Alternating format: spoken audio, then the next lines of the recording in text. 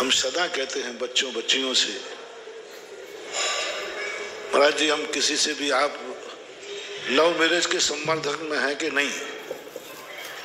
मैंने कहा भैया मैं तो एंगेज मैरिज के समर्थन में नहीं हूँ, अरेंज मैरिज, अरेंज बोलते हैं, अरेंज मैरिज के समर्थन में नहीं, मैं तो भाई कहीं नहीं महाराज, फिर भी आप लोगों को थोड़ा लैला मजनू की तरफ भी ध्यान देना चाहिए, आप सभी बीतरागी थोड़ा। मैंने कहा दे दूंगा, बस महाराज जी आप कह दो मेरे पापा आपके भक्त हैं, और यदि आपने कह दिया तो हमारा काम हो जाएगा महाराज जी। क्योंकि पापा ने एक ही कहा, महाराज जी यदि हाँ कह दें, महाराज जी को नहीं छोड़ना चाहता हूं, वो हाँ कह दें तो मेरे लिए कोई ऐतराज नहीं। वो मेरे पास आ गए, मैंने कहा भैया तू इतना गलत कार्य मेरे से कहलवा रहा है। महाराज जी देखे बहुत फिर, महाराज देखो हमारी जिंदगी का सवाल है, हम दोनों अलग नहीं रह सकते, हम लोग मर जाएंगे। मैंने कहा ये मुझे भी धमकी दे रहा है। महाराज जी हम लोग मर जाएंगे यदि शादी नहीं हुई, तो अब भी पसीज जाते भाई, देख बन के कम से कम एक काम करना। मैं ये नहीं पूछ रहा तू किससे लव करता है, बस इतना सा बता दे दो, जिससे तू शादी कर और तू दोनों का भगवान एक हो। सुन रहे हो लैला मजनू? दोनों का भगवान एक हो, दोनों का एक हो, दोनों का मंत्र एक हो, और ऐसे से संबंध बनाओ जिससे तीनों से आप जाकर के अभिषेक नहीं छूटना चाहिए। मैं तेरी दलाली करूं और तू इतना निकृष्ट हो जाए कि मुझे हार देने लायक न रहे, तो ये पाप मैं नहीं कर सकता हूं। मैं तेरे प्यार का विरोधी नहीं हूं, लेकिन मेरे आशीर्वाद से तू धर्म से वंचित हो जाए, इतना निकृष्ट भी नहीं हूं मैं, मोही नहीं हूं। यदि मैंने हाँ कह दिया तो बोल भगवान का अभिषेक कर पाएगा? नहीं कर पाऊंगा। महाराज को हार दे पाएगा? नहीं दे पाऊंगा। पंचकणक में इंद्र बन पाएगा? नहीं बन पाऊंगा। तो मैंने कहा बेटा तू कल मरता था तो आज मर जा, लेकिन मैं ये पाप नहीं कर सकूंगा, मैं ये पाप नहीं कर सकूंगा। तुझे मर्जी पड़े तो मर जा, जा दोनों मरो, चाहे सारी दुनिया मरे, तो इससे क्या फर्क पड़ता है। बस एक शर्त है, मैं तुम्हारे प्यार का विरोधी नहीं हूं, बस भगवान नहीं छूटना चाहिए, गुरु नहीं छूटना चाहिए, कम से कम ऐसी बहू को ला कि तू दोनों मिलकर एक गिलास तो अंजलि में दे सकें, तो मैं तेरा सपोर्ट करूं। अरे भाई दलाली में कुछ तो मिले मुझे, तेरी दलाली करके अभी तो तू दे रहा है यार, तू और छूटेगा, और तू ही नहीं छूटेगा, तेरा बाप छूटेगा, तेरा परिवार छूटेगा। पूरे परिवार से मैं हार नहीं ले पाऊंगा।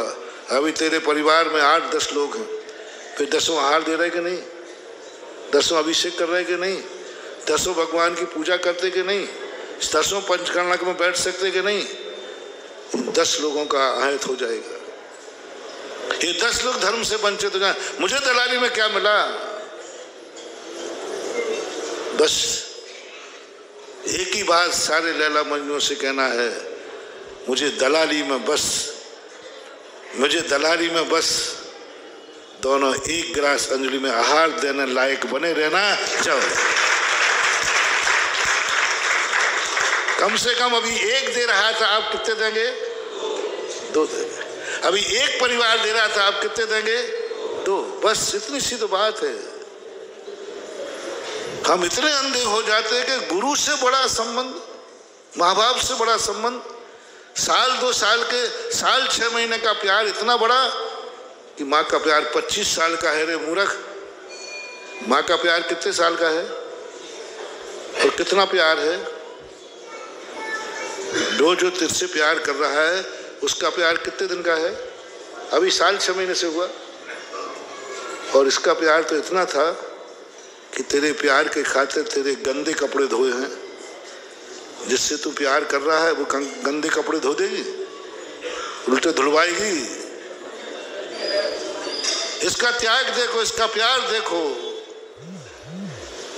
तेरे दुख में दुखी रही। अब माँ का प्यार तो फांका प्यार होता है, उसका प्यार कितना है।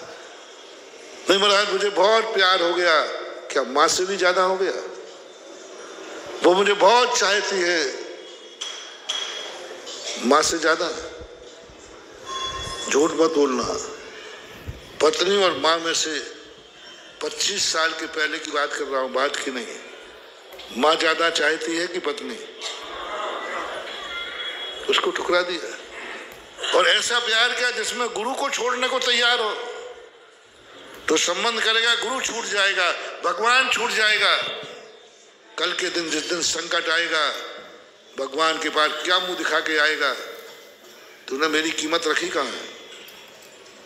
इसलिए संसार में संबंध बनाओ। पहली बात तो बनाओ मत। क्या कहा? यदि बनाओ तो इतना भर ध्यान रखो कि संबंध बनाने में मेरा गुरु तो नहीं छूट जाएगा, संबंध बनाने पर मेरा भगवान तो नहीं छूट जाएगा, संबंध बनाने में कहीं मेरा पंचकल्याणक तो नहीं छूट जाएगा, संबंध बनाने में कहीं हमारा धर्म तो नहीं छूट जाएगा। बस बेटा बिटिया की शादी होती है तो बोलो माँ बाप को खुशी होती है कि दुख? खुशी होती है। कहीं ये संबंध बनाते मेरे माँ बाप दुखी तो नहीं हो जाएंगे, मेरे माँ बाप दुखी तो नहीं हो जाएंगे। ये 4-5 बातें ध्यान रखो। इनको ध्यान में रख करके यदि तुमने संबंध बनाए तो भी मुझे साथ देना नहीं चाहिए कायदा से। बताओ, हमने तुम्हें शादी ब्याह का आशीर्वाद दे दिया, हमारे ऊपर बैठे हैं प्रभु, ये कहें क्यों रे? तूने शादी ब्याह का आशीर्वाद दिया, तूने शादी की नहीं, तुमने उसको क्यों किया?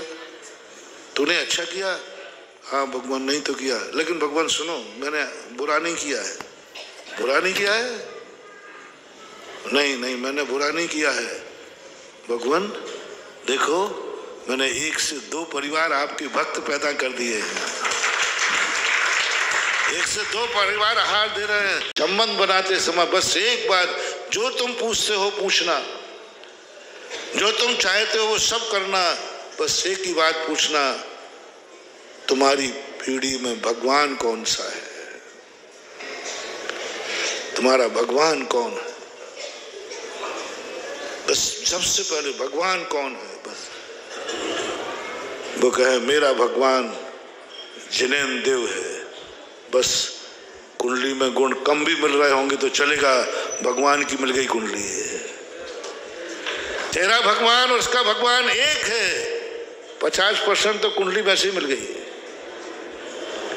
क्योंकि बिगाड़ आएगा भी तो भगवान तो एक हो गया ना। तुम्हारा गुरु कौन है? ऋगंत गुरु, आदि उनको निपटा देंगे। ये देखो विधर्मी नहीं चाहिए। तुम्हारे कितना क्रॉस गलत हो रहा है। आज तुम विधर्मी से संबंध बनाओगे, उसने तुम्हें जन्म दिया था, उसकी माँ ने किसी दूसरे देवता की मनौती करके।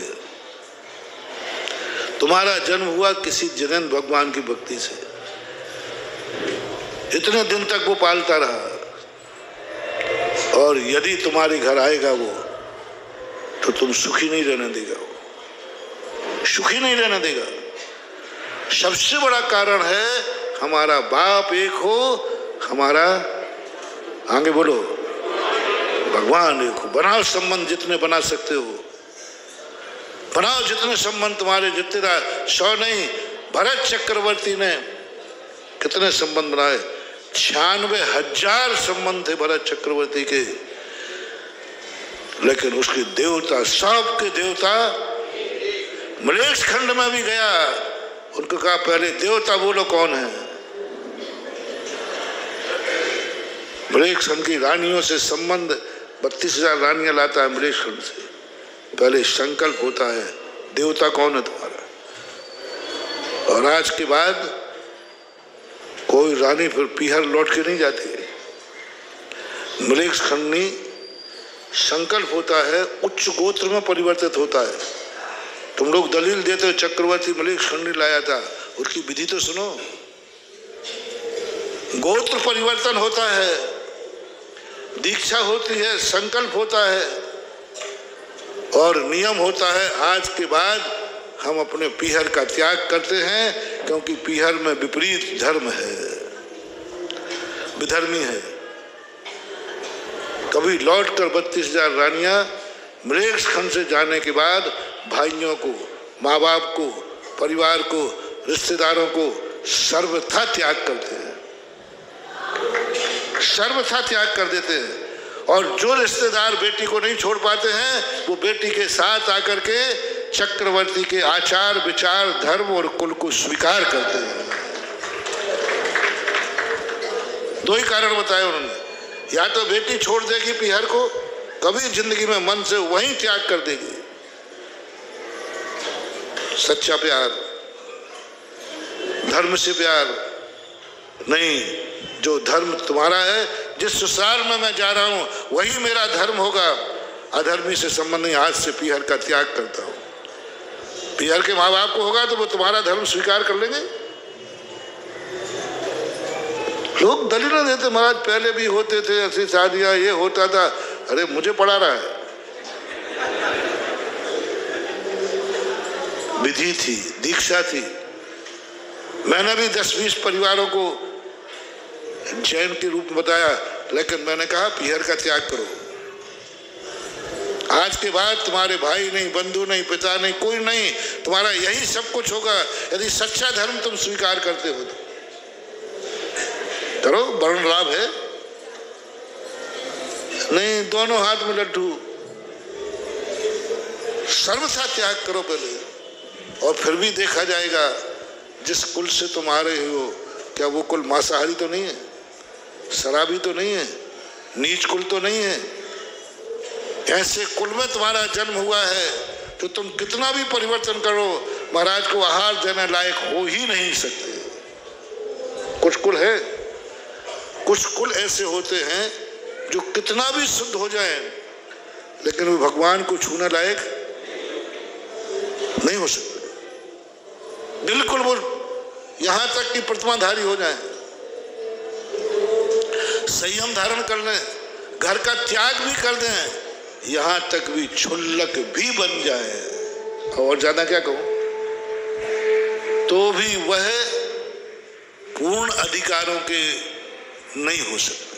प्रतिमाधारी हो गया कोई, और ऐसे कुल में जन्मा है जो निम्न कुल है, नीच कुल है। ऐसे कुल में जन्मा है जो मांसाहारी है, ऐसे कुल में जन्मा है जो निंदनीय है। उसका बेटा कितना भी शुद्ध हो जाए, लेकिन ना वो आहार देने लायक होगा, और ना भगवान को छूने लायक होगा, ना पंच कल्याणक में बैठने लायक होगा। पहली बात, तुम जिस शायद से संबंध। दूसरी बात, यदि तुम्हारा उच्च कुल है, शाकाहारी है, सदाचारी है, अच्छा कुल है, फिर धर्म का, फिर उसके लिए उसका परिवर्तन होगा, वर्ण लाभ। पहले पूरे पीहर का त्याग होगा। त्याग करो, ऐसे थोड़ी बलिदान दे दूंगा एक बेटे का, ऐसे थोड़ी बलिदान दे दो तुम अपनी जिंदगी का। और ये कान खोल के सुन लो महानुभाव, बेटियां सुन लें और उनके बाप माँ बाप सुन लें। जैन बेटी यदि कहीं दूसरे धर्म में जाती है, बेटियां सुन लें, कर्म ने तुम्हें किस कुल में पैदा किया है? क्योंकि तुमने मरते समय वचन दिया था कि मुझे मिले तो जैन कुल। कर्म ने तुम्हें जैन कुल दिया, 25 साल तुम जैन रही, उसके बावजूद भी थोड़ी सी मन के कारण से, और आप ये कुल छोड़ के जा रही हो। ये जैन धर्म तुम्हें सुखी नहीं रहने देगा। जाओ तुम जिंदगी में, एक दिन ऐसे पश्चाताप करोगे, ना यहाँ की रहोगी ना वहाँ की रहोगी। ये देवता का अभिशाप है, ये कर्म का अभिशाप है, ये गुरु का अभिशाप है। ये जाति का अभिशाप है, ये जैन कुलाचार का अभिशाप है। बर्बाद हो जाओगे, 90% बर्बाद हुए, क्योंकि कर्म ने तुम्हें कहाँ भेजा था? और तुम, कर्म ने भेजा था कि तू जैन देव को पूजा करो, कर्म ने भेजा था तुम गुरुओं को आशीर्वाद दो, वो सब तुमने छोड़ दिया।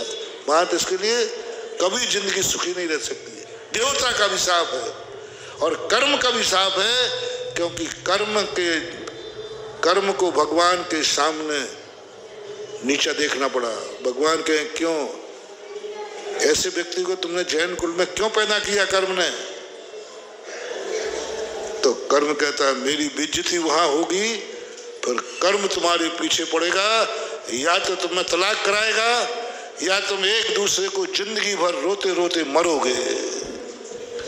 90% ये जितने पिक्चरों में दिखाते हैं ना, पेपरों में, ये 10-5% है। 90% विधर्मी शादियां विफल होते हैं, उनके बच्चे बद्दुआ देते हैं। कैसे माँ बाप थे, ना मुझे इधर का रखा और ना इधर का। ऐसे रोते हैं बच्चे आकर, ऐसे लोग, महाराज जी मैं क्या करूं? नाना के जाओ तो वो कहता है ये धर्म मानो, और दादा के आओ तो कहता है ये धर्म मानो, ना मैं इधर का हूं ना इधर का हूं। 7 मामाओं का भांजा, ना वो उसको उधर का शरण मिलती है और ना इधर की शरण मिलती है, दोनों साथ सबसे गया वो। और वो बेटे का अभिशाप तुम्हें लगेगा। इसलिए महानुभाव, थोड़ी सी मन की चंचलता को रोकने के लिए इतना ध्यान रखो, संबंध बनाओ, लेकिन बोलो बोलो, देवता गुरु मंत्र, बस। और इसकी परीक्षा है कि तुम्हारे रिश्तेदार सब एक हैं। पंच कल्याणक महोत्सव, जिसमें ये दिखाना है कि महाराज हमारा हर रिश्तेदार भगवान को अर्घ चढ़ाने लायक है। देख लीजिए, मैंने भगवान आपके सब कुछ किया, लेकिन मैंने भगवान का ध्यान रखा। मैंने अपने मन की चंचलता ध्यान नहीं रखी, मैंने भगवान को ध्यान रखा कि हम सब रिश्तेदारों का भगवान एक है। क्या करोगे तुम? कल के दिन बेटा विविधता आएगी, दोनों अलग अलग मंत्र फेरना, क्योंकि 25 साल तुमने कौन सा मंत्र फेरा है, उसने कौन सा मंत्र फेरा है, तो श्रद्धा दोनों की अलग है। और दोनों मालाएं फेरना, पता चला कि एक नाव थी, एक नाव में 5-7 लोग, एक व्यक्ति सवार था, डूबने लगा, तो सबको मानता था। उसकी धारणा थी सब मानो, कोई ना कोई तो काम आएगा। कई लोगों की धारणा थी अपन महाराज जी सबको मानते, देखो अब आप जैसे नहीं, हम तो सबको मानते हैं। सबको मानने वाले की दशा मालूम कैसी होती है कि एक व्यक्ति मेडिकल में गया, मेडिकल था उसका, बुखार आ गया, तो उसने कहा अभी डॉक्टर के जाओगे तो 500 रुपया तो फीस लेगा, और आके दवाई तो उसने कहा दवाई तो इस मेडिकल में है। ऐसा करते हैं सारी एक गोली खा लेते हैं, कोई तो कैसा रहा भाई बोलो ना, एक कोई तो फिर बैठेगी। अब वो दवाई है कि नहीं जो डॉक्टर ने लिखी है, वो भी गोली है, उसने सारी शीशियों की एक गोली खा ली। 1 आध दिन करना, मत करना, काहे को फालतू रिस्क ले रहे, मत करना। यही दशा तुम्हारी होती है। हम तो सबको मानते हैं, कोई ना कोई तो फिट बैठेगा, फिट नहीं बैठेगा। राम राम। डॉक्टर कुछ नहीं देता, लेकिन डॉक्टर ये बताता है इतनी गोलियों में से तुम्हारी ये गोली काम की है, इतने के वो 500 रुपया ले लेता है। गोली 5 रुपए की है और डॉक्टर की फीस 500 रुपए की है। और कितने की गोली लिखी उसने, पैसा कितने ले ले? तो अब ललितपुर का बनिया 500 गोली के लिए 5 रुपए की गोली के 500 दे दे, उसने कहा सब खाओ, मर गए।